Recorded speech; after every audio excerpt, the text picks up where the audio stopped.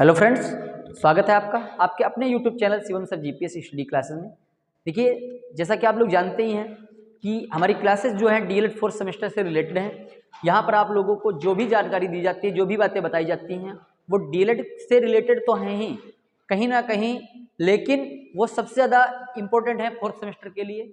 Main रूप से वो फोर्थ सेमेस्टर में यूज की होगी, वो क्लासें काम आएंगी। तो यहाँ पर आज हम बात करने वाले हैं बाह्य कोणों के बारे में। जो चैप्टर आप लोगों को चतुर्भुज से रिलेटेड चल रहा था, उसमें यहाँ पर जो बात होगी वो होगी बाह्य कोणों के बारे में। ठीक है, क्या होते हैं बाह्य कोण, इन पर मैं बात करूंगा, और कैसे उनको निकालते हैं उन पर भी बातें होंगी, उनको भी हल किया जाएगा। तो देखिए, सबसे पहले एक बात याद रखिएगा आप लोग कि एक जो चैप्टर है चतुर्भुज से रिलेटेड था, तो बाह्य कोण क्या होते हैं। देखिए, सबसे पहले मैं बात करता हूँ बाह्य कोणों की। तो ये है एक चतुर्भुज, ठीक है। तो इस चतुर्भुज के बारे में मैंने बताया था कि चतुर्भुज के जो चार कोण होते हैं, अंतः कोण, ये अंदर जो कोण होते हैं, ये मान लीजिए ABCD एक चित्र बना हुआ है, और इसके जो अंदर कोण आप लोगों को मैंने दिखाए हैं, ये कोण कैसे कहलाते हैं, अंतः कोण। ठीक है, दो प्रकार के कोण होते हैं किसी भी आकृति में, एक अंतः कोण और दूसरे क्या होते हैं, बाह्य कोण। ठीक है, दूसरे कौन से कोण कहलाते हैं, बाह्य कोण कहलाते हैं। ध्यान रखना है आपको, एक अंतः कोण हो जाता है और एक बाह्य कोण हो जाता है। तो अंतः कोण ये हो गए, और बाह्य कोण देखिए कौन कौन से होते हैं। जैसे मान लीजिए इस लाइन को हमने इधर बढ़ा दिया, इस लाइन को इधर बढ़ा दिया, इस लाइन को मान लीजिए हमने ऊपर बढ़ा दिया, इस लाइन को नीचे बढ़ा दिया, तो ये देखिए यहाँ पर ये एक कोण बन रहा है। मैं नंबर डाल के आप लोगों को दिखाऊंगा 1, यहाँ पर देखिए 2, ये बन रहा है 3, और यहाँ पर देखिए 4।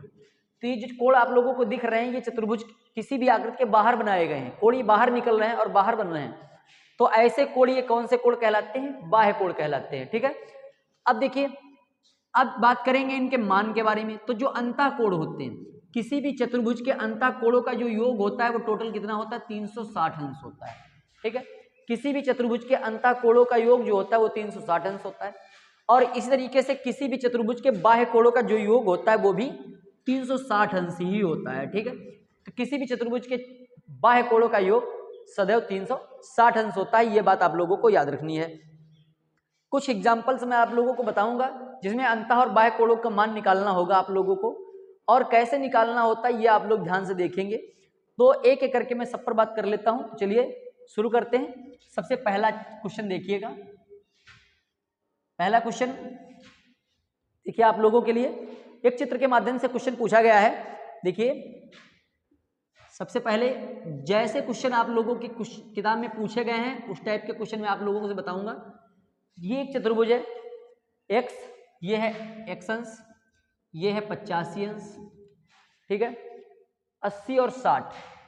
ठीक है, यहाँ पर देखिए ऐसे ये आकृति इस तरीके से आई हुई है, ये 80 है और ये कितना है, 60 अंश है। देखिए चार कोण आप लोगों के दिखाई दे रहे हैं, x है, 85 है, 60 और 80 अंश, चार कोण दिख रहे हैं। और आपको करना क्या है, दी गई आकृति में देखिए अंतः कोणों के बारे में बात हुई है, और मान निकालना है अंतः कोणों में किसका, x का।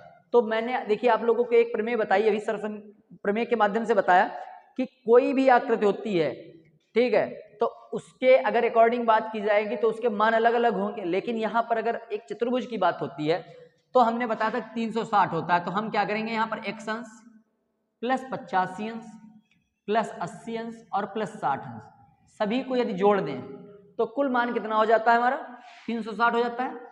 इसी तरीके से देखिए, आप लोगों को त्रिभुज में भी पढ़ाया गया था पिछले सेमेस्टर में कि एक त्रिभुज होता है जिसके तीनों कोणों का योग कितना होता है, 180 अंश होता है। ठीक है, अब देखिए यहां से अगर हम इसको मिला दें तो इसमें क्या हो जाएगा, एक चतुर्भुज। देखिए ये चतुर्भुज है और इसमें इस तरीके से अगर हम लाइन मिला देंगे तो ये कितने हो जाएंगे, दो कोण बन जाएंगे। ये 180 अंश हो जाएगा और ये कितना हो जाएगा, ये भी 180 अंश हो जाएगा। दो त्रिभुज बनेंगे, दोनों का मान 180 अंश आएगा, और इस तरीके से जो बनी हुई आकृति है उसका 180 और 180 मिलाकर के कितना हो जाएगा, 360। अगर ये लाइन हटा देंगे तो चतुर्भुज बन जाएगा, और चतुर्भुज के सभी कोणों का योग होता है 360 अंश।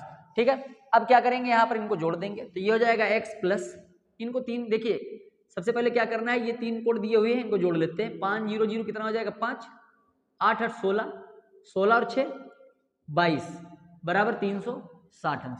ठीक है, जो कोण दिए होते हैं उनको ऐड कर लिया जाता है, और जिसका मान निकालना है उसे क्या करते हैं, पक्षांतर करके निकाल लेते हैं। ठीक है, 360 माइनस 225, तो x बराबर क्या हो जाएगा, 360 में से घटा देंगे, 10 में से 5 गए 5, यहाँ देखिए कितना बचा 5, 5 में से 2 गया 3, और यहाँ पर देखिए कितना बचा 3, तो 3 में से 2 गया 1, ठीक है। अब चेक कर लेंगे 5 5 10, 3 2 5 और 1 6, 2 और 1 3, 135 अंश। तो जो हमारी x की वैल्यू हो जाएगी वो कितनी हो जाएगी, 135 अंश हो जाएगी। तो इस तरीके से देखिए, ज़्यादा आप लोगों को घुमा फिरा के मैंने कई बार बताया भी है कि हमारे वीडियो जो होते हैं उसमें ज़्यादा घुमा फिरा के बात नहीं होती है, जो भी चीज़ें होती हैं सीधे मुद्दे की बातें होती हैं, और सीधे जो क्वेश्चन बताए जाते हैं वो आप लोगों के लिए इंपॉर्टेंट ही होते हैं, ठीक है। तो एक आध नंबर का आप लोगों से पूछा जा सकता है। प्रमेय ही है, एक चतुर्भुज के चारों कोणों का योग कितना होता है, 360 अंश। वो चाहे बाह्य कोण की बात होती है या फिर अंतःकोण की बात होती है, कभी कभी बहुविकल्पी में भी पूछ दिया जा सकता है। तो आप लोग इस तरीके से टिक लगाएंगे डायरेक्टली। आगे देखते हैं, अगली आकृति की तरफ चलते हैं।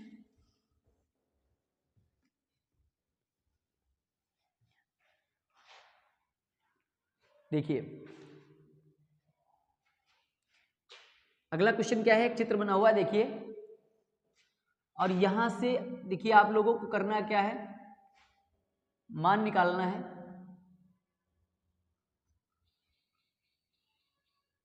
ठीक है,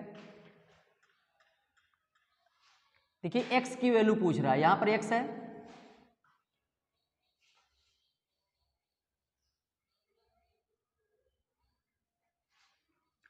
और ये वाला देखिए इधर बाहर की तरफ जो 30 अंश का दिया हुआ है बाह्य कोण, जिसके बारे में मैंने बात की थी, ये 50 अंश है, 100 और 30, ये है 100 अंश, और ये ऊपर वाला जो कोण दिया हुआ है वो 30 अंश का है। अब देखिए पूरे क्वेश्चन में आप लोगों को करना क्या है, x की वैल्यू निकालनी है। किसकी वैल्यू निकालनी है, x की वैल्यू निकालनी है। और यहां से आप लोग देखेंगे ये कैसी आकृति है। सबसे पहले आप लोगों को ये देखना है कि जो दी हुई आकृति है वो किस टाइप की है। एक पंचभुज हमको लगता बन रहा है, आप लोग ध्यान से देखिएगा कि ये एक पंचभुज जैसी आकृति दिखाई दे रही होगी आप लोगों को। तो सबसे पहले क्या करेंगे, देखिए यहां से एक जो लाइन खींची गई, सब अभी तो अंतःकोणों की बात हो रही है, ये जो लाइन खींची गई यहां पर सबसे पहले हमको अंदर वाले कोण निकालने पड़ेंगे। यहां पर देखिए 30 में क्या करेंगे, मान लीजिए हम यहाँ पे y लिख लेते हैं और z में लिख लेते हैं, तो हो जाएगा 30 + y बराबर 180। ठीक है, एक सरल रेखा इस तरीके से बन रही है और इसका मान 180 हो जाएगा, तो y बराबर 180 माइनस 30, तो ये y बराबर कितना हो जाएगा 150 अंश। ठीक है, ये 150 हो जाएगा। अब देखिए z + 50 कर देंगे बराबर 180, तो z बराबर हो जाएगा 180 माइनस 50, तो z बराबर 130 अंश। ठीक है, ये मान आप लोगों ने निकाल लिए। अब देखिए यहां पर करना क्या है आप लोगों को कि जैसे देखिए मैंने अभी त्रिभुज के बारे में बात की थी, चतुर्भुज के बारे में बात की थी, तो इस आकृति को क्या करते हैं हम अलग बना लेते हैं। ठीक है, तो ये आकृति इस टाइप की बन जाएगी। यहां से क्या करेंगे, इनके विकर्णों को मिला देंगे। ठीक है, इस तरीके से एक त्रिभुज का मान 180 हो जाता है, यहां से मिला देंगे दूसरे त्रिभुज का 180 हो जाएगा और तीसरे त्रिभुज का भी 180 हो जाएगा। ठीक है, कोई भी आकृति चाहे जितनी भुजाओं वाली आकृति हो और उसके अंतःकोणों का योग निकालना हो, तो यहां पर देखिए पंचभुज बन गया है। आप लोग समझिएगा, पंचभुज के अंतःकोणों का योग, सबसे ज्यादा जरूरी बात क्या होती है कि सबसे पहले हमें जानना है कि अंतःकोणों का मान है कितना। तो इसके लिए एक सूत्र होता है n-2 × 360 × 180। ठीक है, n-2 × 180, कितनी भी भुजाओं का चित्र बना हो, 20 भुजाएं हो, 25 भुजाएं हो, 40 भुजाएं हो, और चित्र बना हो, चाहे ऐसे ही पूछ दिया जाता है, तो आप लोग क्या करना है, आपको ये फार्मूला लगाना है n-2 × 180। n का मतलब 5 - 2 × 180, 5 में से 2 गया 3 × 180, तो ये हो जाएगा 18 × 3 = 54, 540 अंश। ठीक है, अब देखिए हमने बताया था, यहाँ पर भी देखेंगे आप लोग 180 180 180, तीन त्रिभुज को अगर मिलाएंगे तो 540 अंश का कोण बन जाएगा। और इस तरीके से जो आप लोगों का चित्र बना हुआ है, इसमें अगर सभी कोणों को आप मिलाएंगे तो आपका जो मान होगा वो 540 अंश का हो जाएगा। अब क्या करना है, सवाल को हल कर देना है। 30 प्लस y का मान देखिए आप लोगों ने निकाला 150, प्लस z का निकाला 130, प्लस 100 प्लस 30, तो लिख चुके हैं बराबर प्लस x बराबर 540। जो आप लोगों ने टोटल मान निकाला वो था, वो कितना हो जाएगा 540। यहां से देखिएगा 30 है इसका, यहां से देखिए 30, फिर इसके बाद में 150, फिर 100, फिर 130 निकाला, फिर x बराबर 540। अब देखिए इनको जोड़ देते हैं, 0 0 0 हो जाएगा, 10 13 10 23, 10 33 5 38 3 41, 410 प्लस x बराबर हो जाएगा 540। x बराबर 540 माइनस 410, x बराबर कितना हो जाएगा, देखिए 0, 4 में से 1 गया 3 और 5 में से 4 गया 1, 130 अंश। दिए गए क्वेश्चन में जो x की वैल्यू है वो कितनी हो जाएगी, 130 अंश हो जाएगी। ठीक है, तो इस तरीके से कोई भी कोड आप लोगों को निकालना हो तो आप इसी तरीके से निकालेंगे। ठीक है, अब ये तो थी हमारी उन ऐसे सवालों के बारे में जिनमें जैसे मान लीजिए अंता कोड दिए हुए हैं और उसमें किसी कोड का मान निकालना हो तो। ठीक है, अब हम यहाँ से देखेंगे एक क्वेश्चन और, आप लोग आगे देखिएगा अगला सवाल जिसमें बाह्य कोडों पर बात हुई है।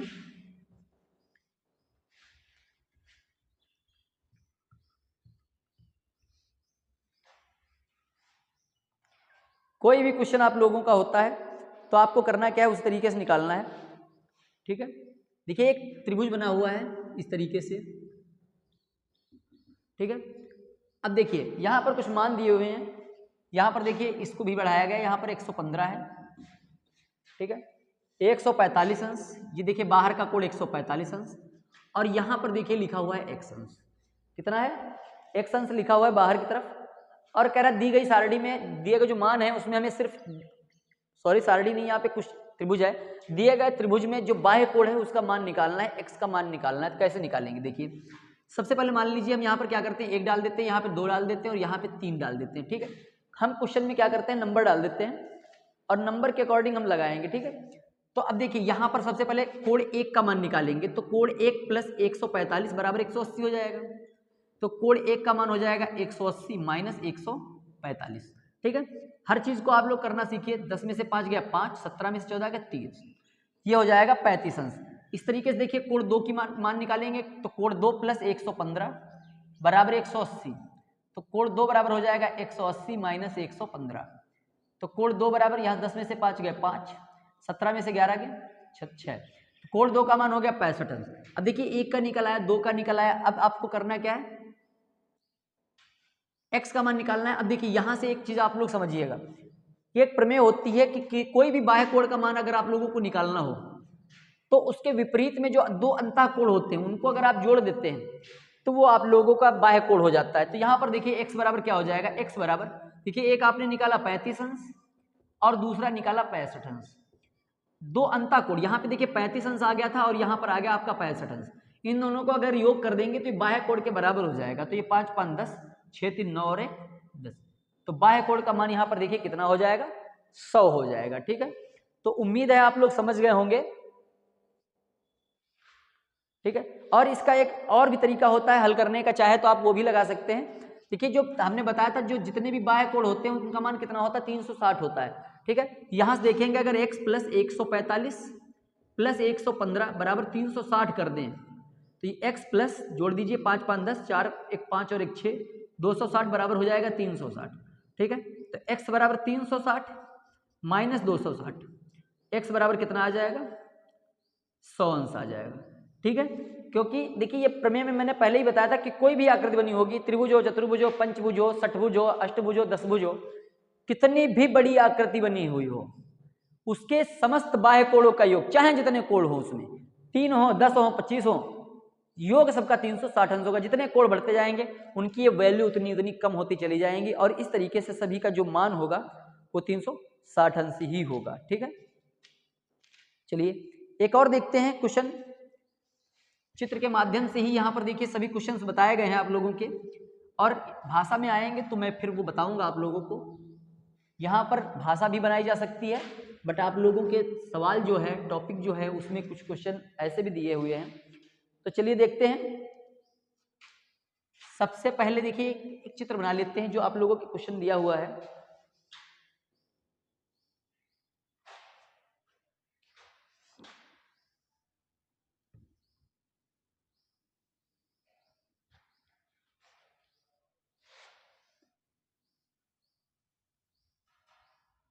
देखिए अजीब सा चित्र बना हुआ है, आप लोग ध्यान से देखिएगा।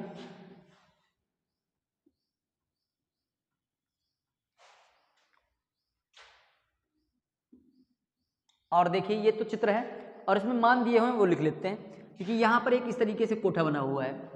ठीक है, और सभी लोगों को मालूम है इस कोठे का मान कितना होता है, 90 अंश होता है। ये चलो मैं लिख देता हूँ, अगर आप लोगों को नहीं मालूम है तो जान लीजिए कि अगर इस तरीके से कॉलम बना हुआ है लंब जैसा, ये 50 अंश का है, ये 35 अंश का है, और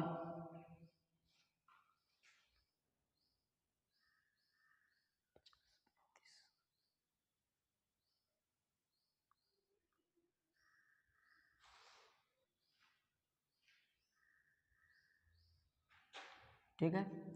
तो इस टाइप से देखिए आप लोगों की आकृति दिख रही है, और देखिए ये कैसे भी आकृति हो इससे कोई फर्क नहीं पड़ता। मैंने बताया था कि कोई भी आकृति इस तरीके से होगी, और अगर पूछे गए कोण बाहर की बात हो रही होगी तो हमें ये याद रखना है कि वो कितनी भी भुजाओं वाला सवाल हो, सभी बाह्य कोणों का योग 360 ही होगा। ठीक है, तो इसमें सभी कोणों को लिख लेते हैं। तो देखिए कौन कौन से आए हैं कोण, 83 प्लस x प्लस, देखिए एक कोण का मान छूट गया है, 30 अंश है, यहाँ पे लिख लेते हैं 30 अंश। तो 83x 30 प्लस 50 प्लस 35 बराबर 360 अंश। तो हमने बताया था कितनी भी कोण होंगे तो उसका मान जो होगा वो 360 अंश ही होगा। तो चेक कर लेते हैं कितने हैं, 1 2 3 4 5 और 6, 1 2 3 4 5, यानी कि एक कोण छूट गया, कौन सा, 90 अंश। ठीक है, तो सभी कोणों का जो योग होता है वो कितना होता है, 360 अंश होता है। अब इनको जोड़ देते हैं, 3 5 3 8, ठीक है, 3 5 3 8 3 11 19 20 और 8 28। ठीक है, फिर चेक कर लेते हैं, 9 8 17 3 20 5 25 और 3 28 288 प्लस x बराबर 360 अंश। सिंपल सी बात है, x बराबर 360 माइनस 288। तो x बराबर क्या हो जाएगा, घटा देते हैं, 10 में से 8 गया 2, यहाँ से 10 में से 8 निकालेंगे तो कितना बचेगा, 2 बचेगा, और यहाँ पर बच्चे 5, 15 में से 8 गए 7, 2 में से 2 गया 0। ठीक है, तो ये x की जो वैल्यू हो जाएगी वो कितनी हो जाएगी आप लोगों की, 72 अंश। ठीक है, तो इस टाइप का कोई भी सवाल अगर आता है बाहर की कोण के बारे में बात करता है तो आप लोगों को यही करना है कि बाह्य कोण के लिए यही सूत्र लगाएंगे। ठीक, एक समबाहुभुज है आप लोगों का, समबाहुभुज, समबाहुभुज, समबाहुभुज का मतलब क्या होता है, जिसकी सभी भुजाएं बराबर होती। कह रहे एक समबाहुभुज है जिसमें बहिष्कोण की माप पूछ रहा है, बहिष्कोण, बहुभुज के बहिष्कोण की माप क्या होगी। कह रहा है एक समबाहुभुज है कि बहिष्कोण की माप क्या होगी, ये उसमें 5 भुजाएं हैं। सबसे पहले देखिए लिखा हुआ है 5 भुजाएं हैं। अगर कह रहा है 5 भुजाएं हैं तो देखिए क्या होगा, उसके बाहर के कोण के, अब 5 भुजाएं होंगी, योग तो 360 ही अंश होगा। तो देखिए अगर समबाहुभुज की बात करेगा, सम माने होता है बराबर, बहुत माने बहुभुज, यानी कि बराबर भुजाएं। तो देखिए अगर 5 भुजाएं होगी तो हम क्या इसको ले लेंगे x। देखिए मान लेते हैं एक भुजा x है, तो x प्लस x कितनी हो जाएंगी, 5 हो जाएंगी। तो ये बराबर किसके हो जाएगा, 360 अंश के हो जाएगा। ये समझ रहे हैं ना आप लोग। अगर हम इसको 5 बार यूज करेंगे तो ये 5x हो जाएगा, 5x बराबर कितना हो जाएगा, 360 अंश। ठीक, तो x बराबर क्या हो जाएगा, 360 बटे 5, 5 7 35, 5 दूनी 10। तो x का मान जो हो जाएगा वो कितने अंश हो जाएगा, 72 अंश हो जाएगा। ठीक है, तो इस तरीके से अगर कोई भी बहुभुज की बात करेगा और उसके बाहर के कोणों की बात करेगा तो उसमें बहुभुज को निकालने के लिए हमें क्या करना होगा। देखिए इसमें भुजाओं की बात हो रही थी, जितनी भुजाएं होती, 5 भुजाएं हैं तो 5 से भाग कर देंगे। और जैसे एक और देखिए क्वेश्चन लिखा हुआ है दूसरा, इसी में है 12 भुजाएं हैं। सवाल क्या है, 12 भुजाएं हैं। ठीक है, अगर 12 भुजाएं होती हैं तो यहाँ पर क्या हो जाएगा, 12x बराबर 360 हो जाएगा। ठीक है, तो x बराबर 360 बटे में कितना हो जाएगा, 12, 12 1 12, 12 3 36, x बराबर कितना आ जाएगा, 30 अंश। ठीक है, तो जितनी भी भुजाएं होंगी 360 को उसी नंबर से डिवाइड कर देंगे तो हमारे जो बहिष्कोण की बात होगी वो निकल आएगा। ठीक है, चलिए तो ठीक है ना। तो देखिए बहुत इस चैप्टर में जो जो चीजें हमारी छूटी हुई थी, बहिष्कोण या अंतःकोण या जो भी चीजें थी जो आप लोगों की छूटी हुई थी उनके बारे में मैंने बताया। सबसे मोटी बात इसमें ध्यान रखने वाली ये होती है कि किसी भी चतुर्भुज के जो अंतःकोण होते हैं उनका मान 360 होता है, और बाहर के कोई भी बाहर की आकृति होगी, त्रिभुज, चतुर्भुज, पंचभुज या अष्टभुज, दशभुज, कितनी भी भुजाओं वाली आकृति होगी उसके बाहर के सभी कोणों का योग हमेशा 360 अंश ही होगा। ये आप लोग याद रखेंगे। ठीक है, तो उम्मीद है आप लोगों को आज की क्लास समझ में आ गई होगी और अच्छी भी लगी होगी। तो अगर आप लोगों को आज की क्लास अच्छी लगी हो तो वीडियो को लाइक कर दीजिएगा, और अगर अभी तक चैनल पर नए हैं तो चैनल को सब्सक्राइब जरूर कर दीजिएगा, ताकि जैसे ही यहाँ से डीएलएड 4th सेमेस्टर आप लोगों के लिए वीडियो अपलोड किया जाए वैसे ही आप लोगों तक पहुंच जाए और आप लोग अपनी तैयारी सुचारू रूप से अच्छे ढंग से कर सकें। तो ठीक है, आज के वीडियो में इतना सा ही। मिलेंगे एक नए चैप्टर के साथ जिसमें आप लोगों को नई चीज़ें फिर बताई जाएंगी, पढ़ाया जाएगा, समझाया जाएगा, बताया जाएगा। और अगर कहीं पर भी कोई प्रॉब्लम होती है तो आप लोग कमेंट करिएगा और आप अपनी समस्या हमें बताइएगा। हर कमेंट को मैं यहाँ से देखता हूँ और आप लोगों की समस्या को समाधान करूँगा। जल्द से जल्द कमेंट के माध्यम से या वीडियो के माध्यम से मैं आप लोगों की समस्या का समाधान जरूर करूँगा।